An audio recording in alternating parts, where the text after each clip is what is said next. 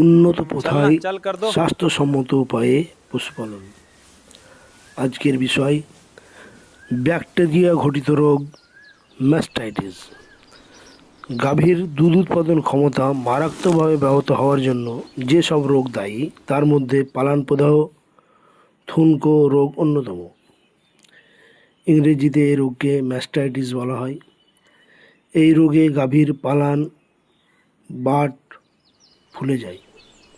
এতে সাধারণত প্রাণীর মৃত্যু হয় না, কিন্তু দুধ উৎপাদন ভীষণভাবে কমে গিয়ে আর্থিক ক্ষতি হয়।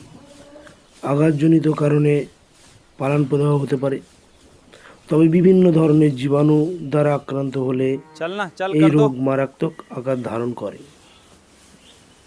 এই রোগের কিছু লক্ষণ: প্রথমে পালানের একটি বা দুটি ভাগ আক্রান্ত হয়, ফুলে ওঠে, পরে সম্পূর্ণ পালানই আক্রান্ত হয়। রোগক্রান্ত পালানে হাত দিলে গরম বোধ হয়, গাভীটি ব্যথা অনুভব করে, ফলে দুধ দোহতে দেয় না, এমনকি নিজের বাছুরকেও দুধ খেতে দিতে চায় না। গাভীর শুতে অসুবিধা হয়, অনেক সময় পিছনের পা দুটি ফাঁক করে দাঁড়িয়ে থাকতে चल দেখা ना যায়। चल कर दो। দুধ উৎপাদন ক্ষমতা ভীষণভাবে কমে যায়। দুধ দোয়ানোর সময় বাট দিয়ে পুঁজ ও রক্তসহ দুধ অথবা ছানা কাটার মতো জল বের হতে দেখা যায়। দুধের রং হলুদ, ঈষৎ লাল হয়। অনেক সময় বাট দিয়ে দুধের বদলে জলের মতো তরল পদার্থ বের হয়।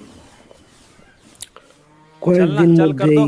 আক্রান্ত পালান শক্ত হয়ে যায়, বাট দিয়ে দুধ পড়া বন্ধ হয়ে যেতে পারে, একে কানা বাট বলে। রোগ জীবাণু পালান থেকে দেহের মধ্যে ছড়িয়ে পড়লে দেহের তাপমাত্রা বৃদ্ধি, অস্বস্তি, ঝিমুনি ভাব, খাদ্যে অনিচ্ছা লক্ষণ পরিলক্ষিত হয়।